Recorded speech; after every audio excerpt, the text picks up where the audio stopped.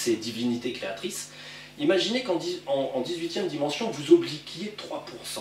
Sachant qu'en nous, on est en 3e dimension, à chaque fois, on va dire que vous descendez une marche des dimensions, le problème c'est que l'oblique ne cesse de se comporter, on va dire, en accélérant sa pente. Ce qui fait qu'en 3e dimension, là où vous auriez soi-disant 3% d'oblique, vous n'avez pas 3% d'oblique par rapport à votre équerre. Vous en avez au moins 45%. Vous arrivez à une oblique qui est extrêmement forte, ce qui fait que la lumière se tord, n'arrête pas de se tordre d'une dimension à l'autre, ce qui fait que sur Terre, effectivement, il devient très difficile pour tous les êtres qui s'incarnent, d'essayer de faire du bien. Et en fait, effectivement, le penchant de l'humanité à tout casser, à tout détruire, dont a bénéficié bien sûr les Illuminati, était beaucoup plus facile comme ça, puisqu'en fait, ceux-là expérimentaient, on va dire, une andouillerie, hein, puisque moi j'appelle ça comme ça, puisque vous connaissez quand même toutes ces entités, puisque elles viennent régulièrement sous tout un tas de formes, hein, des Melchisédèches, des entités créatrices qui se cachent derrière Marie. Jésus, lui, n'a pas eu de chance, il ne s'était pas douté qu'il ne fallait pas venir dans ces conditions-là, c'est pour ça qu'il a eu une histoire assez problématique. Imaginons que Jésus, il arrive, le problème c'est qu'il croit qu'il est dans un monde comme ça, en fait il est dans un monde en biais, ce qui fait que le pauvre Jésus, en fait il a glissé, puis il est tombé, en fait, le pauvre. Hein. Et c'était normal, il ne pouvait quand même pas se douter, on va dire qu'il y avait quand même une oblique qui était créée par ceux qui dirigeaient ce monde. Effectivement, cette oblique est subtile, je vous garantis que vous ne pouvez pas la sentir. Il m'a fallu des années pour en fait comprendre le subterfuge et des dizaines de preuves en fait pour comprendre comment ça marchait pas et pourquoi c'était comme ça. Si vous voulez en fait savoir les choses, pourquoi ce monde, à chaque fois qu'il fait un effort, ne cesse de tomber plus bas. Il fait un effort, ne cesse de tomber plus bas. Tout simplement parce qu'en fait, si la pente est glissante, quand vous faites un saut, vous tombez toujours plus bas. Alors vous faites un saut, c'est tout bête, hein. On va dire, sur une surface plate, vous faites un saut, vous arrivez là. Sur une surface là, vous faites un saut, ah zut, vous arrivez beaucoup plus loin et surtout beaucoup plus bas. Ce qui fait que, en fait, il faut voir que l'oblique ne bénéficie pas à ceux qui veulent avancer et bénéficie à ceux qui veulent faire, on va dire, des choses négatives. Quand votre objectif, c'est de descendre toujours plus bas, effectivement, d'un saut à l'autre, vous sautez toujours plus bas. C'est pour ça que quand c'est pire, c'est toujours pire, et c'est toujours pire, et c'est toujours pire. Et en fait, le problème, il est là. C'est que l'oblique a eu tendance à véritablement gâter l'avenir des hommes, l'avenir de toute cette planète, dans le sens où, tel que c'était organisé, il était extrêmement difficile d'amener un petit gars comme Christ, par exemple, à pouvoir faire remonter la pente à certains individus. Si vous vous trouvez, on va dire, toujours sur une pente et vous essayez de monter, c'est beaucoup plus dur, il faut bien le dire. Donc bon, ça c'est l'aparté sur l'oblique. L'oblicité de la lumière va être obligée de cesser effectivement dans à peu près un petit 2000 ans quand même, hein, donc on n'est vraiment pas sorti de l'auberge. Les gens qui sont au pouvoir sont toujours au pouvoir, hein. On a Marie et toutes ses frangines qui sont les entités féminines créatrices. Ici, là, on a Ivanov, tout un tas d'imbéciles qui se prennent pour Dieu le Père un minimum, hein, donc, et qui canalisent, bien sûr, hein, qui vont voir des médiums et des choses comme ça, ainsi qu'elle, hein, et tout un tas d'autres, se font canaliser par tout un tas de médiums, racontent monts et merveilles et évitent de préciser certaines vérités parce que ça ne les arrange pas du tout.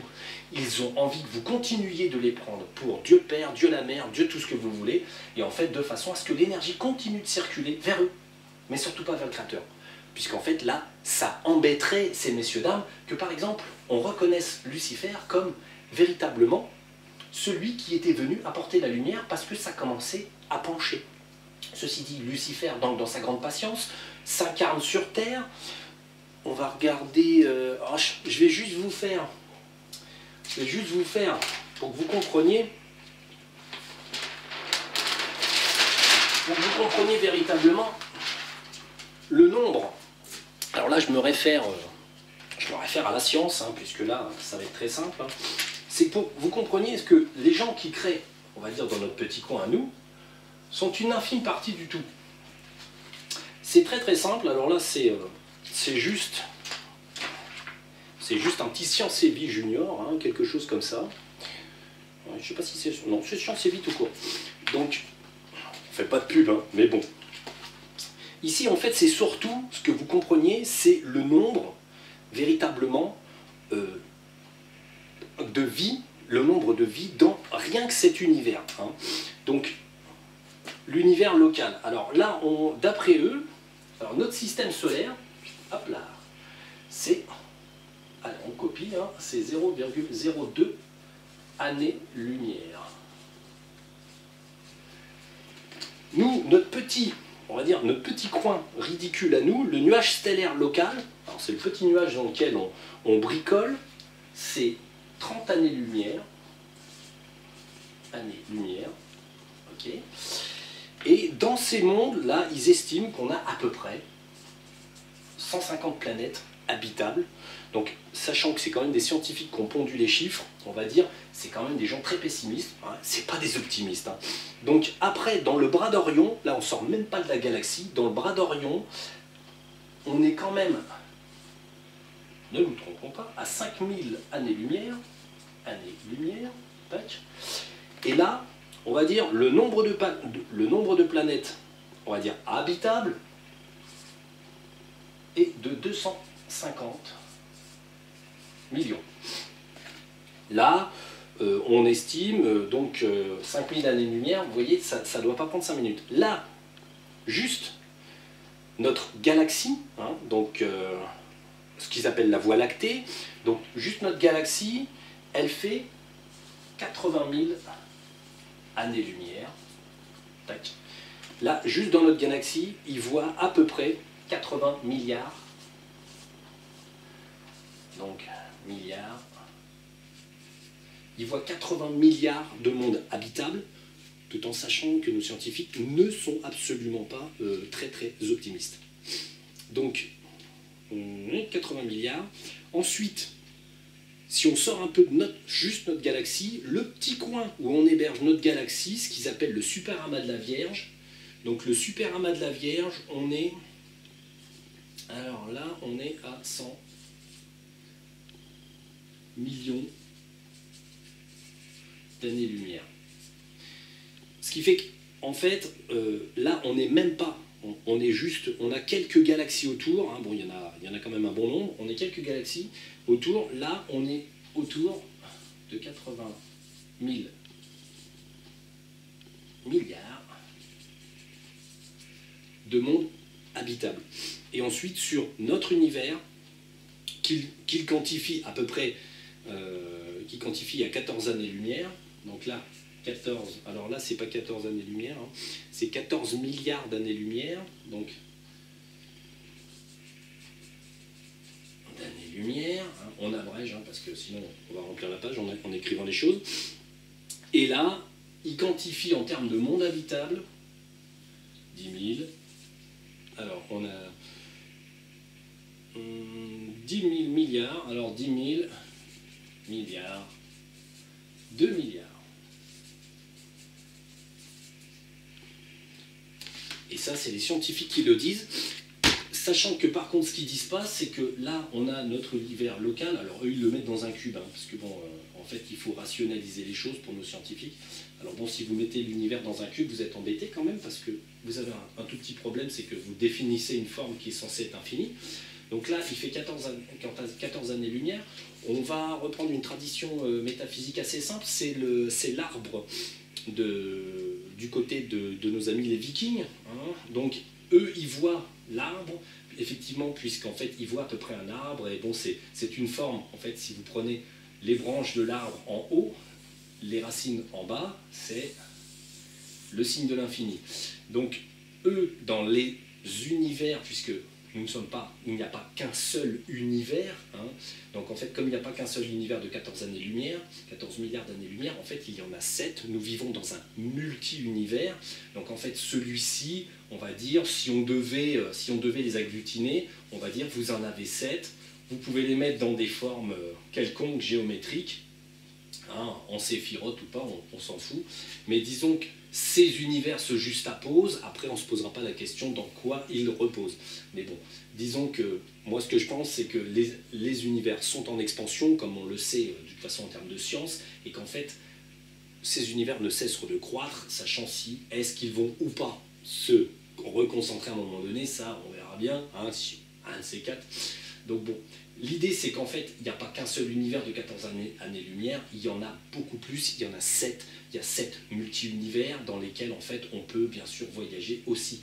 Et l'arbre de nos vikings, hein, si on fait un tronc, les racines, donc vous avez l'arbre des vikings, c'est 7 mondes, 4 et 3, en fait ils ont fait un dessin, en fait les vikings ont effectivement dans leur tradition métaphysique, sont absolument près de la réalité, effectivement, c'est des multi-univers, et il y a 7 multi-univers, et effectivement tous ces mondes communiquent, et en fait, si on veut revenir à Lucifer, Lucifer vient d'un de ces univers, simplement, et est allé vers un autre, pour tout simplement prêter main forte, un petit peu résoudre des problèmes, puisqu'il était mandaté pour ça.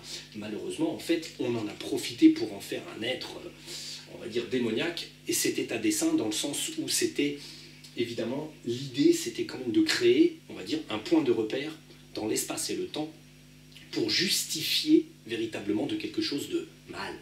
Sachant que, bon, le mal, c'est quelque chose qui est effectivement sur Terre, et le mal, il n'est pas dans un être spécifique, monsieur Lucifer, il est dans chacun de nous, et en fait, chacun de nous a la possibilité de faire mal les choses ou de faire bien les choses. Ça, c'est une différence fondamentale. Donc, on va revenir sur... Monsieur Lucifer. Donc là, c'est juste pour nous faire comprendre que nous, dans notre système solaire, hein, on est soi-disant un monde habité, sachant que c'est plus, mais bon, dans d'autres formes de vie, on est quand même, c'est tout petit. Tout petit. Il faut arrêter de penser petit, il faut penser très grand. Et on va dire, l'ensemble, justement, toutes nos petites divinités créatrices qui sont dans leur système solaire, là, dans leur petit système solaire qui commande ici, sont des entités créatrices locales, hein, et s'amusent comme des enfants. Mais ceci dit, en fait, cet amusement est aux dépens des entités qui continuent d'habiter sur Terre et qui continuent d'aider. Le but de cette vidéo n'étant pas tellement, on va dire, que vous appréciez monsieur Lucifer, mais plutôt que vous compreniez qu'en fait, tout ceci est un mensonge, on va dire, qui provient de très loin, qui a été repris parce que ça arrange bien tout le monde.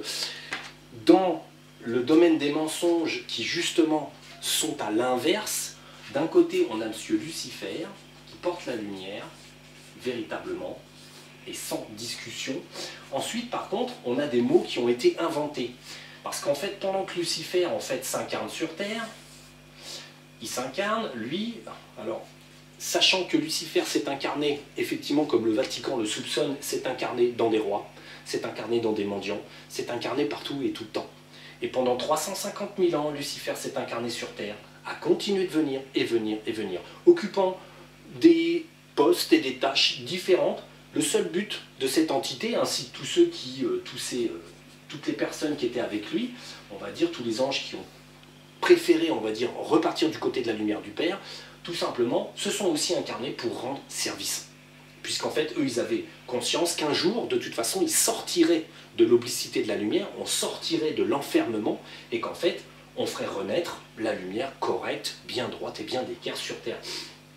Pendant ce temps-là, en fait, la falsification a suivi son cours, on a demandé bien sûr à mettre une petite masse métallique dans le système solaire, et on a demandé, alors on va écrire bien son nom, hein.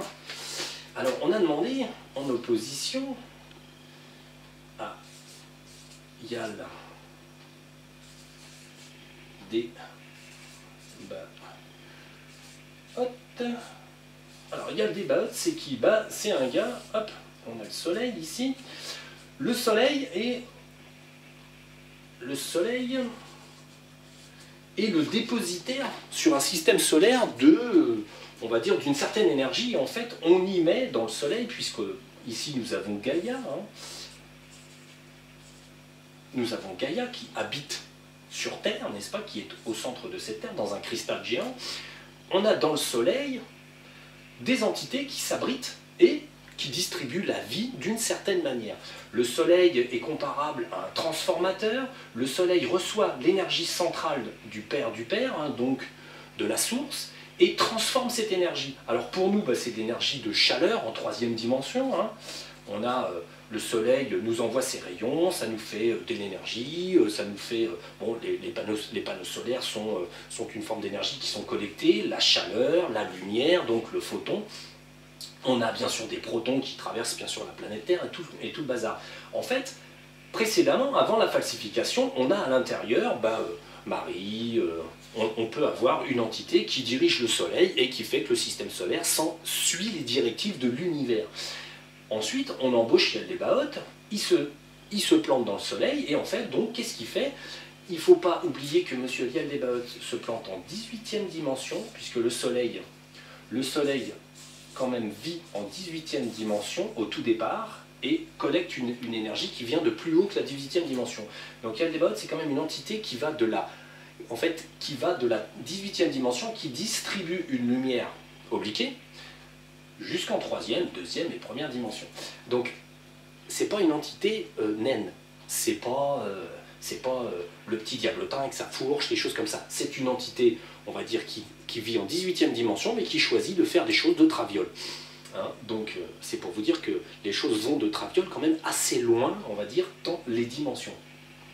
Donc en fait, on abrite Yaldabaoth, et à un moment donné, Yaldabaoth, il se dit « Ouais, moi j'ai de l'énergie, mais les gens, comme ils ne savent pas comment je m'appelle, c'est pas rentable. » Donc à un moment donné, il y a quand même assez longtemps, il faudrait savoir depuis quand ce nom idiot, en fait, vit sur Terre, on invente le mot D-I-E-U, qui en fait est le nom de Yaldabaoth sur Terre. Donc les gens se mettent à prier Dieu. Et à chaque fois que vous dites Dieu, c'est le même concept que la forme pensée. Votre énergie positive, quand elle monte, elle monte, elle monte, et ensuite, elle devient négative. Pourquoi? Puisqu'en fait, on peut créer, on va dire, dans les dimensions un filtre. Vous prononcez un mot de façon positive, Dieu, veuillez ceci, Dieu, veuillez cela. Vous ne faites que prier l'être qui est enfermé dans le soleil, et qui fait quoi? Qui est mauvais, qui oblique tout. Ensuite, Yaldabaoth, c'est le chef de la falsification. Donc, ensuite, vous avez, et là c'est beaucoup plus clair, il y avait, il ne faut pas le louper celui-là, hein. Ah, j'ai failli oublier le H. Il y avait, et ça c'est un nom de Yaldabaoth, directement. Donc on prie positif, et ensuite ça arrive négatif. L'idée c'est toujours la même chose, hein. C'est toujours que l'énergie humaine, hop, fasse de l'énergie pour Yaldabaoth, puisque là, c'est ce qu'on appelle, on va dire, le principe, c'est le principe d'échange énergétique. Donc, c'est un principe qui est très connu, hein, dans le sens où, en fait, bon, Edgar Cayce, beaucoup de gens en ont parlé, hein, c'est l'interdépendance. Les êtres humains qui sont sur Terre sont interdépendants du Soleil. Le Soleil envoie ses petites énergies, et les êtres humains envoient leurs petites énergies en retour. Je crois en un créateur, et le créateur croit en eux, puisqu'en fait, il prie pour lui.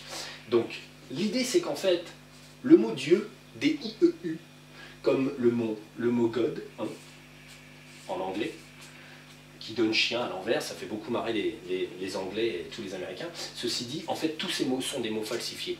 Ils ont été mis sur le marché du vocabulaire, tout simplement, pour qu'à chaque fois que vous fassiez quelque chose de positif, ça se transforme en négatif. C'est les règles, on va dire, constantes du monde dans lequel nous vivons. C'est parce que la falsification, c'est parce que l'oblique a créé l'inverse. N'oublions pas qu'on commence, admettons, à 3% d'oblique, et qu'en fait, par le jeu des dimensions, on arrive plutôt à 45% d'oblique.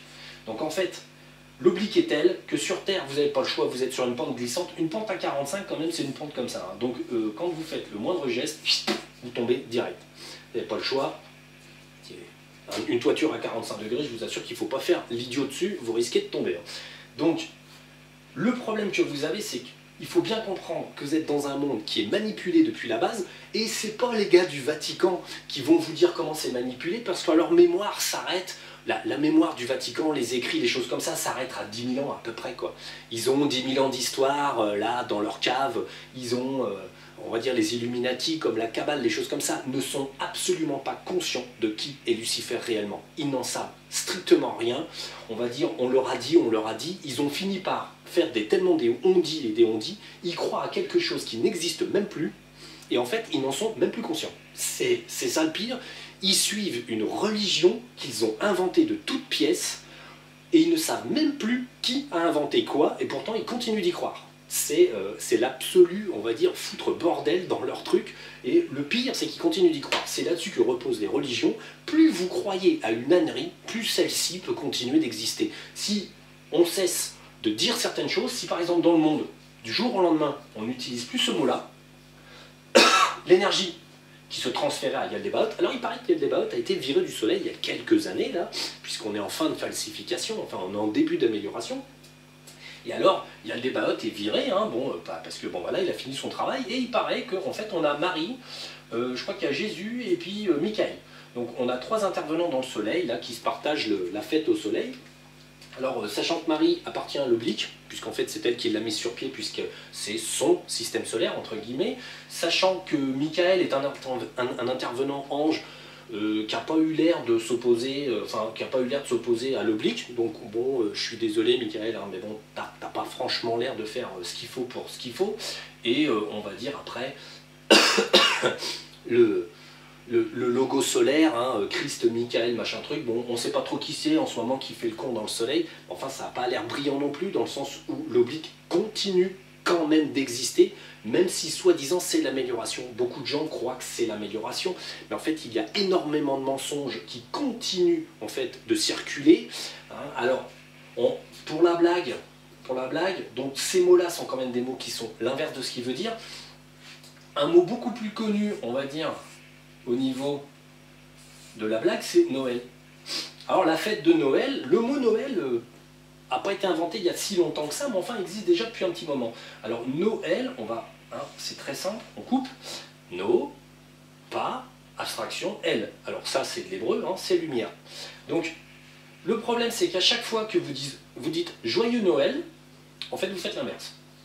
Vous faites joyeux pas Noël, joyeux pas lumière. C'est tout. À chaque fois, c'est la même chose. Ce qui est très intéressant, c'est que le mot Noël a été inventé de toutes pièces, c'est un assemblage. Donc ça, c'est les Illuminati, il y a peut-être 1000 ans, 2000 ans, enfin, on invente en fait, on invente au fur et à mesure. Les Illuminati, en fait, mettent sur pied tout un tas de plans, tout un tas de choses pour que le monde continue en fait de déraper, toujours sur sa pente, avec une facilité déconcertante, il faut bien l'admettre, hein. Donc bon, le mot Noël entretien, alors vous pensez sur Terre là, que c'est la fête, et donc vous dites « Ah, joyeux Noël !» Et à chaque fois, vous souhaitez à la personne « Joyeux pas de lumière ». Alors même si vous pensez positif, votre pensée sort en positif, de toute façon, le centre réel de la chose, c'est la vibration du mot. Sa vibration, c'est comme D-I-E-U, ça vibre très mal. Il y a déjà plusieurs années, le mot D-I-E-U ne m'a jamais enchanté. Parce que je sentais bien que la vibration était mauvaise, la vibration était terne, floue. Et en fait, bon, il y a quelques années, j'en ai eu la confirmation à travers certaines connaissances. En fait, c'est un mot, tout simplement, pour détourner de l'énergie. C'est toujours le même principe. Détourner de l'énergie de façon à lui-même se renforcer. Quand il n'est plus là, de toute façon, on continue de renforcer des imbéciles qui, on va dire, continuent de jouer à l'oblique. Un jour ou l'autre, Monsieur Lucifer ira les voir pour leur demander des explications quand même, puisque l'heure tourne quand même au niveau de l'univers. Donc, l'idée, vous avez Noël, et pour achever le tout, c'est le mot nouvelle année. Donc, une nouvelle année. Donc, année vient... Alors là, c'est très intéressant, puisqu'en fait, c'est une double erreur. Alors, nouvelle année, bon, nouvelle, très bien, ça va. C'est pour le renouveau. Donc année vient de Anuakis. Alors, on va regarder à ne pas faire d'erreur, hein, parce que je suis déjà pas bon en orthographe. Si en plus je vous arrache les mots anciens, là ça va plus aller. Anu, qui. Alors les Anuakis ou les Anuakis, bon là, on s'entendra pour savoir qu'on ne sait pas. Dans le sens où on écrit ça comme on a envie, puisque c'est un mot qui en fait est très ancien. Donc Anuakis, année, hein, on remarque A-N-N, et ensuite c'est Anuakis. Donc, les gens qui ont falsifié sont tellement idiots, alors là on touche au fin du fin. C'est-à-dire que là, derrière ça, on a un Illuminati qui s'est dit, on va faire nouvelle année, parce que c'est la nouvelle à nous. À nous. Et l'Anou, en fait, se référait aux Anuakis, mais les Anuakis étaient considérés comme des mauvais dieux. Hein, des méchants dieux. Donc, la nouvelle Anou, ça veut dire une nouvelle année, enfin, une nouvelle période en enfer, justement, dans l'enfermement et dans l'ombre. Le seul problème, en fait, c'est que les Anunnakis, quand on regarde bien, véritablement, les Anunnakis, en fait, c'est quoi? D'après eux, c'est tout un tas d'entités qui sont venues, qui ressemblent plus ou moins à Thor, ou à Odin, ou à Osiris, ou à Enki, hein, qui est un dieu très ancien. D'ailleurs, Lucifer, c'est Osiris, Enki, c'est la même personne, c'est-à-dire qu'il s'incarne et parfois il prend de grands, on va dire, de grands dessins sous la main. Donc Enki, c'était Lucifer, Osiris, c'était Lucifer, qu'est-ce qu'il nous a fait non plus enfin, en connu, nous en a fait quelques-uns comme ça. Hein. Donc bon, ce qui est très intéressant, c'est qu'en fait, les Anunnakis sont véritablement les jardiniers de la Terre. Donc les Pléiadiens, en général, donc les Pléiadiens de troisième dimension, qui se sont invités sur Terre et qui ont créé cette civilisation, enfin civilisation, ce monde, en fait, ils l'ont créé physiquement, c'est-à-dire ils ont semé la vie, semé les plantes. C'est pour ça qu'on les appelle les jardiniers de la Terre chez les métaphysiciens, puisque véritablement, quand ils viennent avec leur petit vaisseau, là, hop, ils balancent des graines, ils mettent des êtres humains, des plantes, des animaux, des machins, des trucs, et hop, ils font pousser la vie, en fait, sur les planètes, puisque la création est assistée, même si elle est naturellement, en fait, en corrélation avec le Soleil, au niveau des énergies, on a des créations assistées sur les petits mondes, tout simplement parce que ça va pas assez vite. Si on attendait que la planète Terre, à partir de sa petite boue originelle, là, ces petites bactéries qui vivent dans la flaque, nous fasse un être humain, je vous assure qu'aujourd'hui, il y aurait peut-être un poisson dans l'eau, hein, et c'est tout. On en serait encore à la vie marine et la petite soupe de bactéries. Donc si on n'assistait pas la vie, on va dire, avec des Anunnakis. Alors les Anunnakis, moi, tout ce que j'ai vu sur les Anunnakis, on va dire, c'est des êtres avec des têtes de serpent, des têtes de lion, des têtes de ci, des têtes de ça, à part les reptiliens qui appartiennent à une espèce vraiment définie. Ça c'est rien, en fait ils habitent à l'intérieur de la Terre, ils sont très méchants, c'est eux qui donnent leurs ordres aux Illuminati. Les Anunnakis sont le peuple des jardiniers de la Terre. Alors ce qui est très amusant, c'est qu'ils ont fait passer les Anunnakis, sous le nom Anunnakis, hein, qui on peut les appeler les Pléiadiens, ou on peut aussi les appeler les dieux de l'Olympe, on peut les appeler les dieux égyptiens, hein, toute la kyrielle de dieux égyptiens, hein, avec tête de chien, bec, machin, truc, des plumes, tout ce que vous voulez, en fait. Tout ça, c'était des jardiniers de la Terre. Mais tout simplement, en légende humaine, ça a fait que c'est un immense bazar, et tout le monde les appelle les Anunnakis. Enfin, les Anunnakis, en fait, c'est les jardiniers de la Terre. Les jardiniers de la Terre, c'est les créateurs de notre monde. Alors, ensuite, on peut imaginer n'importe quelle histoire stupide pour faire passer, encore une fois, ceux qui créent réellement, en physique, pour des mauvais, et ensuite, ils sont tellement bêtes qu'en fait, ils ne se souviennent pas véritablement de qui sont les Anunnakis, parce qu'ils n'en ont pas fait véritablement la connaissance, et ils nous créent un mot, la nouvelle année, sur le principe de l'Anu, et en fait, le problème, c'est qu'en fait, je suis désolé, Anu, si ça vient d'Anunnakis, c'est dans l'eau, dans le sens où en fait, ça n'est pas un principe négatif. Les Anunnakis sont des êtres bienveillants quand même, qui ont créé nos mondes, qui, on va dire, gèrent de loin maintenant, qui laissent faire un peu l'humanité, normalement parce qu'en fait, on a quand même des entités dans le soleil qui sont censées nous s'occuper de nous, mais qui, en fait, ont un peu de mal à aller dans la bonne direction quand même, parce que ça fait 350 000 ans qu'ils déconnent, et ils adorent ça. Donc en fait, ils ont pris goût à cet échange, on va dire, d'énergie, et ils ne veulent pas le voir disparaître, cet échange. Donc le problème qu'on a, c'est que là, finalement, cette nouvelle Anu est une erreur, on va dire, supplémentaire dans la longue liste des erreurs, on va dire, de compréhension que font par les êtres humains, puisque c'est pas à l'homme de la rue, ou à l'homme de la campagne, ou à l'homme quelque part paumé sur sa planète, à qui on peut reprocher les erreurs. Les erreurs sont à reprocher à ceux qui gouvernent, ceux qui commandent, ceux qui falsifient. Donc on va être de toute façon Illuminati et toute la clique des dirigeants qui se cachent derrière, dessous, dedans et à côté. Donc ce qui est très amusant, c'est qu'en fait les Anunnakis n'ont jamais été des falsificateurs, n'ont jamais été des esclavagistes, n'ont jamais fait ci ou fait ça. Tout ça est une énorme, on va dire, manipulation. De toute façon, comme ils font d'une connaissance dans une autre, ils font passer des vessies pour des lanternes, les Anunnakis prennent soi-disant le visage des bourreaux, alors qu'en fait ils sont les entités qui sont venues semer la vie sur Terre. Donc c'est assez amusant, mais bon, c'est navrant dans le sens où en fait on tourne en rond et les connaissances finalement s'étiolent et ne donnent rien de bon. Donc on va regarder autre chose. Alors je regarde sur ma petite liste quand même parce que je vous fasse... On brosse quand même rapidement, hein. On va pas... Fondamentalement, ce qui compte, c'est quand même de savoir que Lucifer n'a strictement rien à voir avec les choses dont on l'accuse. Et justement, toute l'histoire a été inventée puisqu'en fait, il était nécessaire de salir du côté où c'était le plus propre. C'était indispensable. Je vais vous faire un lien, on va dire, direct de comment ça se passe en tant qu'entité. Vous avez, sur la surface de la Terre, vous avez un être humain, vous. Ensuite, pour les filiations, on va dire, les plus simples, vous avez votre corps d'argent. Ici, vous avez votre adhyatma. Alors, c'est ce qu'on appelle, c'est ce que les gens appellent l'âme. Alors, le mot âme, alors moi, j'aime pas du tout. Hein. Très sérieusement, le mot âme, je le classe dans les mots comme Dieu, Yahvé et tout ça. Il a une très mauvaise vibration, c'est pas terrible du tout, ça a une vibration courte, fanée, pas propre. Donc ici en fait, véritablement vous avez donc le surmoi. Alors surmoi j'aime pas trop, hein, parce que bon ça fait un petit peu, il y a quelqu'un qui est sur moi. Bref, c'est pas du tout le principe.